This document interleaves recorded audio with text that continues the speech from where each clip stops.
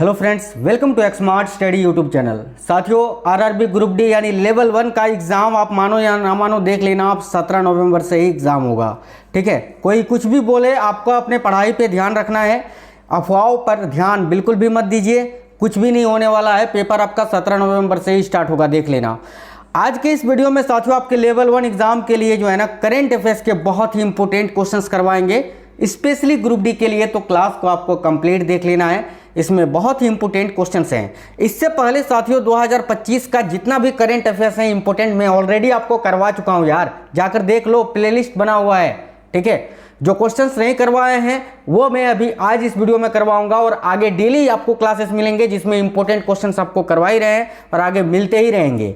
आज के इस वीडियो में भी बहुत ही इंपॉर्टेंट क्वेश्चंस हैं जो कि आपको देखना ही चाहिए, क्योंकि ये क्वेश्चन साथियों एक भी क्वेश्चन ऐसा नहीं है जो कि आपके एग्जाम के से रिलेटेड नहीं है। ऐसा नहीं है कि एग्जाम ओरिएंटेड नहीं है, ये हर एक क्वेश्चन एग्जाम ओरिएंटेड है जो कि आपके एग्जाम में पूछे जाने की 100% संभावना है।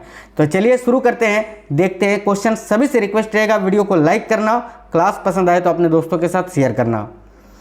पहला क्वेश्चन है 2025 का साहित्य का नोबेल पुरस्कार किसे मिला है। देखिए, अभी नोबेल पुरस्कार 2025 की घोषणा हो चुकी है, जिसमें 2025 में साहित्य का नोबेल पुरस्कार किसे मिला है। ध्यान से देखिए, करेक्ट आंसर हो जाएगा ऑप्शन नंबर सी। याद रखना, लास्लो क्रासजनाहोरकाई, इनका नाम बहुत ही कॉम्प्लिकेटेड है तो आपको याद रखना ही पड़ेगा, अदर कोई ऑप्शन ही नहीं है। ये नाम याद रखना कि साहित्य का नोबेल पुरस्कार अभी 2025 का किनको दिया गया है भाई। तो देखिए, यहाँ आपका करेक्ट आंसर हो जाएगा लास्लो क्रासजनाहोरकाई, इनका ये नाम है, कॉम्प्लिकेटेड सा नाम है लेकिन याद तो रखना ही पड़ेगा ना, कोई दूसरा चांस तो नहीं है। आगे देखिए, नेक्स्ट क्वेश्चन देखिएगा। अगला क्वेश्चन है, अक्टूबर 2025 में इजरायल हमास शांति योजना के पहले चरण पर कहां हस्ताक्षर किए गए थे। तो वह अक्टूबर 2025 में, ठीक है, इजरायल हमास शांति योजना के पहले चरण पर कहां हस्ताक्षर किए गए थे।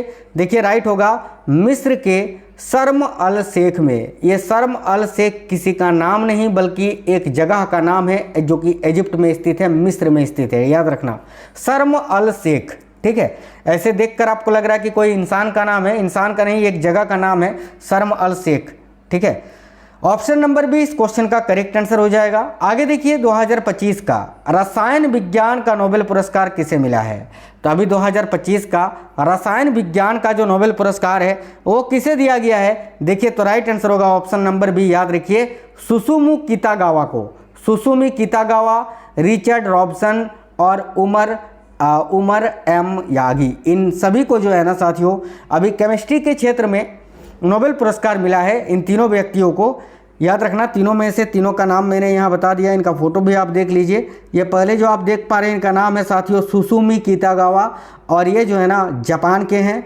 दूसरे नंबर पर रिचर्ड रॉबसन है, ये ऑस्ट्रेलिया के हैं।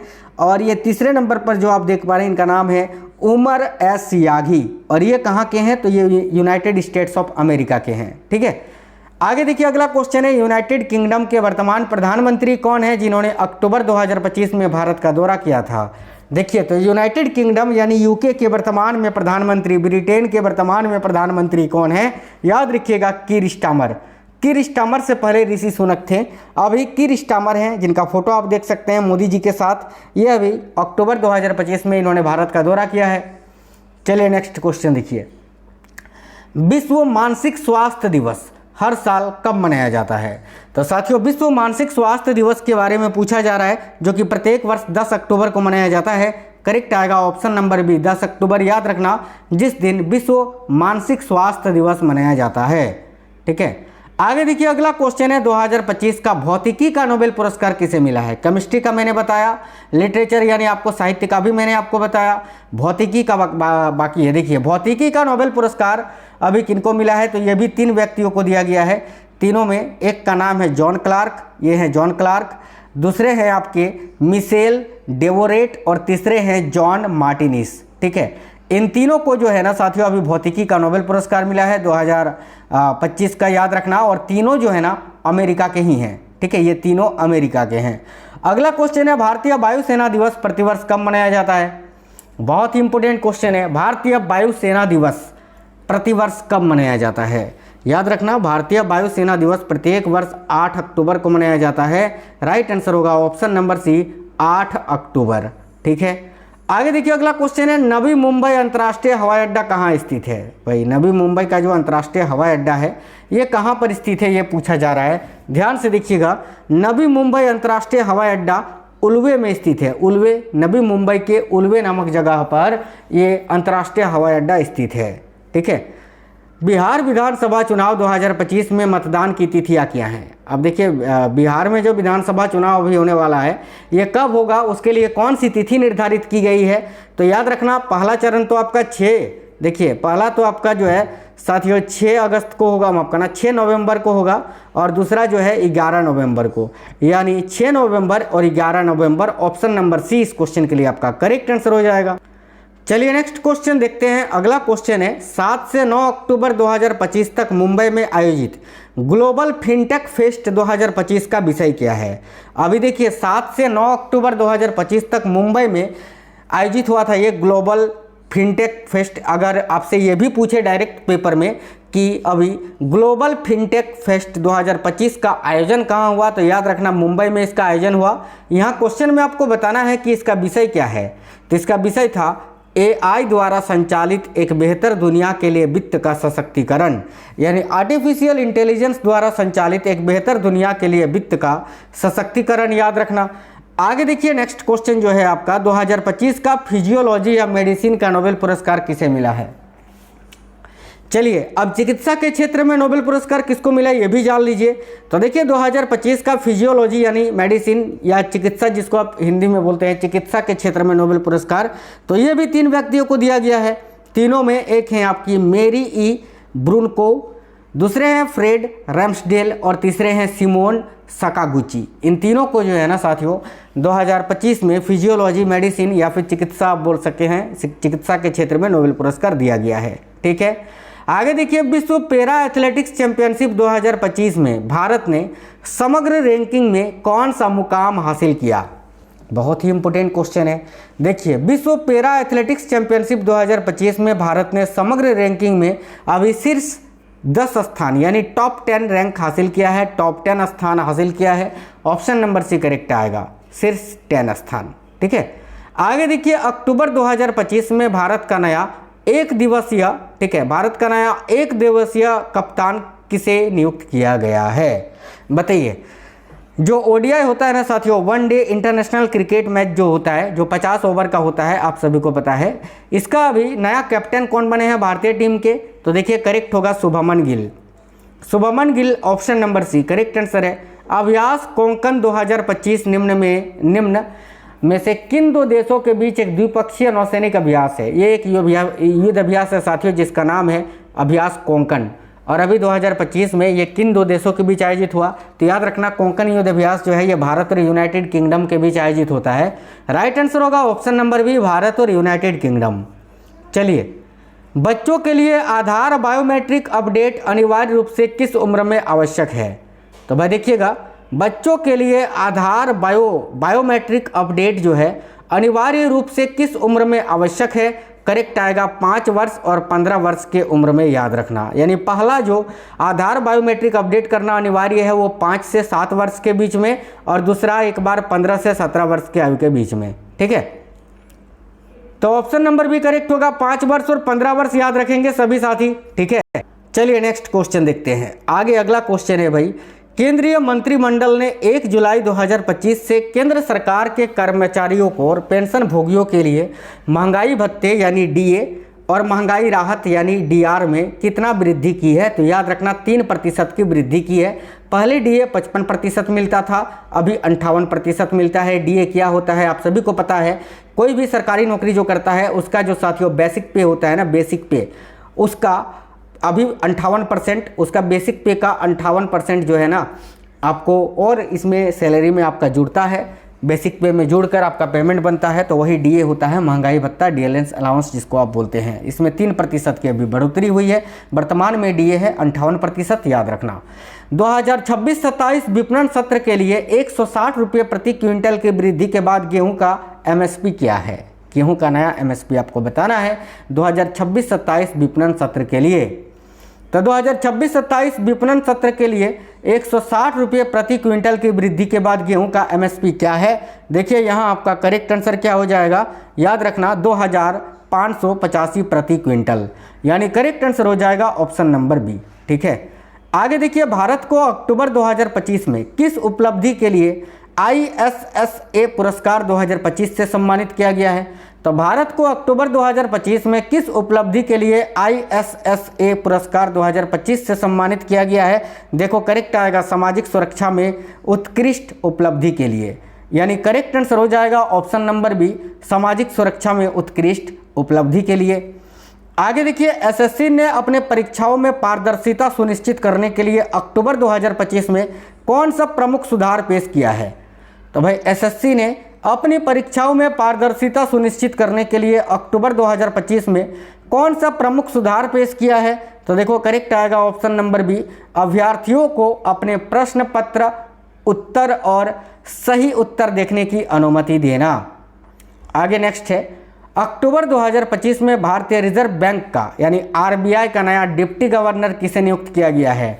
अभी देखिए RBI ने जो है ना अपना नया डिप्टी गवर्नर किसे नियुक्त किया है? तो भाई करेक्ट आएगा शिरीष, देखिए शिरीष चंद्र मुर्मू जी को। ये हैं शिरीष चंद्र मुर्मू जी, जो कि RBI के नए डिप्टी गवर्नर बने हैं। बहुत इंपॉर्टेंट क्वेश्चन है, याद रखिएगा।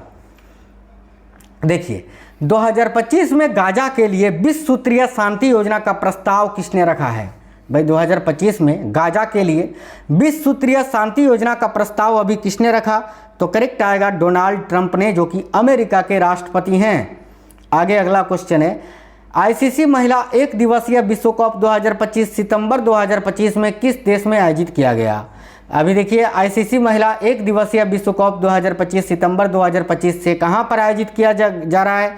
तो भाई याद रखना ये भारत में। करेक्ट आएगा साथियों option number C, Bharat. Next है, सितंबर 2025 में भारत ने किस देश के साथ अपनी पहली सीमा पार रेलवे परियोजना स्थापित करने पर सहमति व्यक्त की है? सीमा पार यानी देश के बाहर। ठीक है, बताइए इनमें से किस पड़ोसी देश के साथ भारत ने अभी जो है ना रेलवे परियोजना स्थापित करने पर सहमति व्यक्त की है? याद रखना भूटान के साथ। करेक्ट आएगा साथियों ऑप्शन नंबर सी, भूटान के साथ। अगला क्वेश्चन है, भारत ने सितंबर 2025 में दुबई में होने वाले एशिया कप के फाइनल में किसे हराकर खिताब जीता? करेक्ट आएगा पाकिस्तान को हराकर। साथियों सभी लोग वीडियो को लाइक जरूर करिएगा, और देखिए अगर आप में से कोई भी साथी नए हैं चैनल जरूर सब्सक्राइब कर लीजिएगा। अगला क्वेश्चन है, भारत का शीत मरुस्थल जैवमंडल आरक्षित क्षेत्र, जिसे सितंबर 2025 में यूनेस्को के विश्व जैवमंडल आरक्षित क्षेत्र नेटवर्क में शामिल किया गया है, किस राज्य में स्थित है? तो भाई भारत का शीत मरुस्थल जैवमंडल आरक्षित क्षेत्र, जिसे अभी सितंबर 2025 में यूनेस्को के विश्व जैवमंडल आरक्षित क्षेत्र नेटवर्क में शामिल किया गया है, यह कहाँ स्थित है? तो याद रखिएगा हिमाचल प्रदेश में। यह भी क्वेश्चन काफ़ी इंपॉर्टेंट है, याद रखिएगा। अगला क्वेश्चन है, प्रतिवर्ष दुनिया भर में विश्व पर्यटन दिवस वर्ल्ड टूरिज्म डे किस तारीख को मनाया जाता है? देखिए प्रतिवर्ष दुनिया भर में विश्व पर्यटन दिवस यानी वर्ल्ड टूरिज्म डे ये कब मनाया जाता है साथियों? करेक्ट आएगा 27 सितंबर को। याद रखिए 27 सितंबर ऑप्शन नंबर बी यहाँ आपका करेक्ट आंसर हो जाएगा।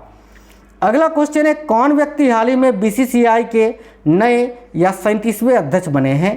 तो BCCI यानी board of control for cricket in India, BCCI के नए या 37वें अध्यक्ष अभी मिथुन मनहास जी को बनाया गया है। तो याद रखिए मिथुन मनहास करेक्ट आंसर हो जाएगा ऑप्शन नंबर ए। हाल ही में कौन ऑस्ट्रेलिया बिग बैश लीग यानी BBL, ठीक है, ऑस्ट्रेलिया का BBL यानी बिग बैश लीग में खेलने वाले प्रथम भारतीय खिलाड़ी बने हैं? तो देखिए करेक्ट आएगा भारत के Ravichandran Ashwin, option number D यहाँ राइट आंसर होगा। हाल ही में कौन महिला नई संचार लेखा महानियंत्रक बनी है? नई CGCA, बताइए भारत की नई संचार लेखा महानियंत्रक कौन बनी है? तो राइट होगा वंदना गुप्ता जी साथियों, वंदना गुप्ता ये रही। तो याद रखना करेक्ट आंसर होगा ऑप्शन नंबर ए वंदना गुप्ता। हाल ही में फुटबॉल खिलाड़ी एताना बोनमाती लगातार कौन सी भी बार बैलोन डी'ओर जीतने वाली प्रथम महिला खिलाड़ी बनी है? देखिए एतना बोनमाती ये रही, इन्होंने अभी लगातार तीसरी बार जो है ना बैलोन डी'ओर पुरस्कार जीता है। सबसे पहले 2023 में, फिर 2024 में, और अभी लगातार तीसरी बार 2025 में। ठीक है, तो तीसरी बार याद रखना एतना बोनमाती। किस पुरुष फुटबॉल खिलाड़ी ने बैलोन डी'ओर 2025 का पुरस्कार जीता है? करेक्ट आएगा उस्मान डेम्बेले ने। Ousmane Dembele, option number D यहाँ करेक्ट आंसर हो जाएगा साथियों। आगे देखिए, किस क्रिकेट टीम ने दुलीप ट्रॉफी 2025 का खिताब जीता है? दुलीप ट्रॉफी 2025 का खिताब अभी किसने जीता है? याद रखिए सेंट्रल जोन क्रिकेट टीम ने। सेंट्रल जोन करेक्ट आंसर हो जाएगा ऑप्शन नंबर ए। अगला वर्ष 2025 का शस्त्र रामानुजन पुरस्कार किसे दिया जाएगा? अब देखिए, ये जो शस्त्र रामानुजन पुरस्कार है ये आपका गणित के क्षेत्र में दिया जाने वाला पुरस्कार है और अभी 2025 में ये अमेरिका के अलेक्जेंडर स्मिथ को दिया गया या दिया जाएगा। अलेक्जेंडर स्मिथ जो कि अमेरिका के हैं, याद रखना। देखिए, एक चीज़ और आपको बता दें, ये जो शस्त्र रामानुजन पुरस्कार है इस पुरस्कार में जो है ना साथियों, पुरस्कार राशि के रूप में नगद 10,000 रुपये अमेरिकी डॉलर दिया जाता है। 10,000 रुपये अमेरिकी डॉलर याद रखना है आपको, ठीक है। 10,000 रुपये अमेरिकी डॉलर यानी लगभग भारतीय रुपये का ये कितना होता है पता है? ये करीब 8,70,000 रुपये होता है, ठीक है। चलिए आगे देखते हैं। नेक्स्ट क्वेश्चन जो है आपका वो है साथियों, ध्यान से देखिएगा, वर्ष 2025 का भौतिकी का नोबेल पुरस्कार किस मुख्य खोज के लिए प्रदान किया गया है? अभी मैंने आपको बताया कि भौतिकी का नोबेल पुरस्कार संयुक्त रूप से 3 व्यक्तियों को दिया गया है। आपको बताना है कि वर्ष 2025 का जो भौतिकी का नोबेल पुरस्कार है वो किस मुख्य खोज के लिए प्रदान किया गया है? तो देखिए ऑप्शन नंबर ए करेक्ट होगा, विद्युत परिपथ में क्वांटम मैकेनिकल टनलिंग और ऊर्जा क्वांटाइजेशन के लिए, यानी option number A correct answer हो जाएगा। अगला, भारत के एकमात्र मड ज्वालामुखी। साथियों मड ज्वालामुखी किसको बोलते हैं? तो मिट्टी का जो ज्वालामुखी होता है उसको मड ज्वालामुखी बोलते हैं, ठीक है। तो भारत के एकमात्र मड ज्वालामुखी में विस्फोट का समाचार हाल ही के दिनों में चर्चा में रहा। यह ज्वालामुखी किस राज्य अथवा केंद्र शासित प्रदेश में स्थित है? देखिए करेक्ट होगा अंडमान और निकोबार द्वीप समूह में। याद रखना अंडमान निकोबार द्वीप समूह का जो 12 टांग द्वीप है ना साथियों, 12 टांग द्वीप, वहीं पर स्थित है ये मड ज्वालामुखी, जिसे मिट्टी का ज्वालामुखी कहते हैं। अगला, वर्ष 2025 के शस्त्र रामानुजन पुरस्कार की घोषणा हाल ही में हुई। इस संदर्भ में निम्न में से कौन सा कथन सही है? ऑप्शन नंबर ए में लिखा है यह पुरस्कार गणितीय विज्ञान संस्थान चेन्नई द्वारा दिया जाता है, जो कि गलत है। बी में लिखा है यह इस पुरस्कार के तहत 10,000 अमेरिकी डॉलर का नगद पुरस्कार प्रदान किया जाता है, बिल्कुल दिया जाता है, अभी मैंने बताया।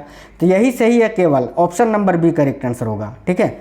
आगे देखिए, नोबेल समिति ने हाल ही में, ठीक है, देखिए नोबेल समिति ने हाल ही में चिकित्सा के नोबेल पुरस्कार 2025 की घोषणा की है और मैंने आपको बताया कि किन 3 व्यक्तियों को नोबेल पुरस्कार दिया गया है चिकित्सा के क्षेत्र में। आपको बताना है कि पुरस्कार विजेताओं को उनकी किस मौलिक खोज के लिए चिकित्सा के क्षेत्र में नोबेल पुरस्कार दिया गया। देखिए करेक्ट होगा साथियों, यहाँ पर आपका करेक्ट आंसर हो जाएगा ऑप्शन नंबर डी, परिधीय प्रतिरक्षा सहिष्णुता से संबंधित खोजों के लिए, ठीक है। चलिए आगे देखिए, हाल ही में संपन्न 12वीं विश्व पैरा एथलेटिक्स चैंपियनशिप 2025 में भारत के किस एथलीट ने भाला फेंक F64 स्पर्धा में रिकॉर्ड के साथ स्वर्ण पदक जीता? तो भारत के पैरा खिलाड़ी सुमित अंतिल ने। सुमित अंतिल करेक्ट आंसर है, ऑप्शन नंबर बी। हाल ही में संपन्न 12वीं विश्व पैरा एथलेटिक्स चैंपियनशिप 2025 में किस देश ने सबसे अधिक पदक जीते? तो भाई याद रखिएगा ब्राजील ने सबसे अधिक पदक जीते, ठीक है। हाल ही में मध्य प्रदेश के छिंदवाड़ा जिले में कफ सिरप से कई बच्चों की दुखद मौत हो गई थी।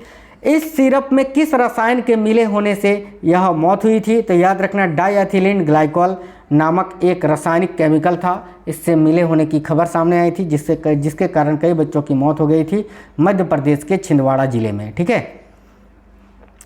रबी फसलों के लिए MSP की सिफारिश करने वाली केंद्रीय सरकारी संस्था कौन सी है, जिसकी सिफारिशों को आर्थिक मामलों की मंत्रिमंडलीय समिति यानी CCEA अंतिम रूप देती है? करेक्ट आएगा कृषि लागत एवं मूल्य आयोग, याद रखना, ठीक है। कौन सी सरकारी संस्था भाई?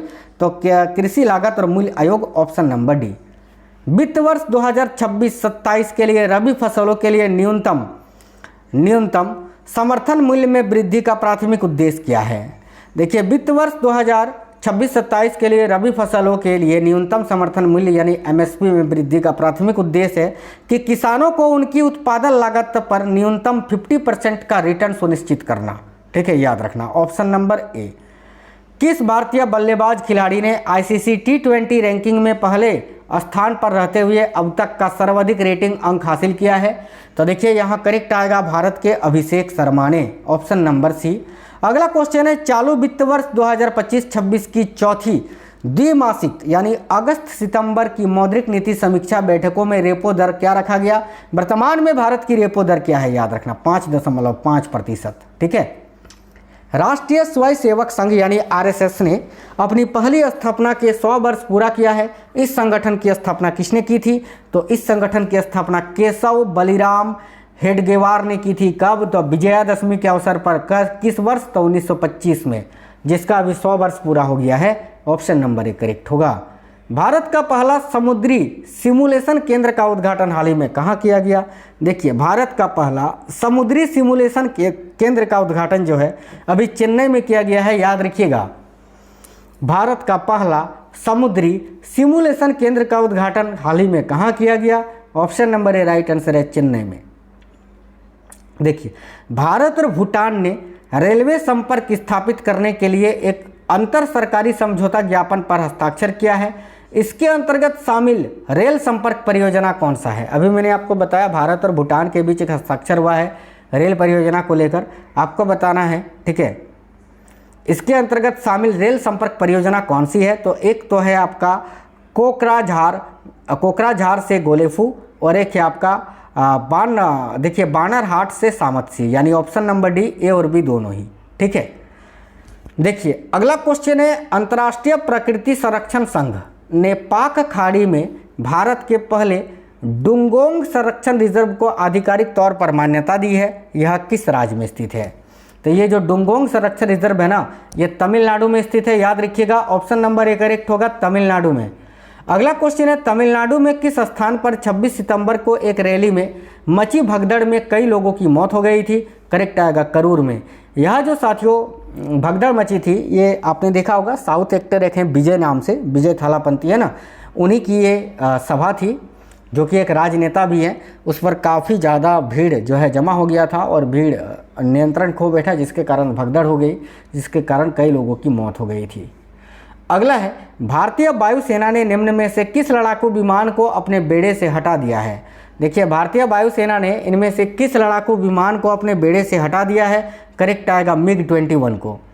याद रखना MiG-21 option number C correct है। साथियों रेलवे ग्रुप डी के लिए बहुत ही इंपॉर्टेंट क्वेश्चंस थे। उम्मीद करते हैं क्लास पसंद आया है। अब आप हमें कमेंट बॉक्स में ही बता सकते हैं आपको ये क्वेश्चंस और क्लास कैसा लगा है। डेली आपके लिए इंपॉर्टेंट क्लासेस करवा रहे हैं, रात में भी बहुत ही अच्छा क्लास आएगा, जरूर देखना।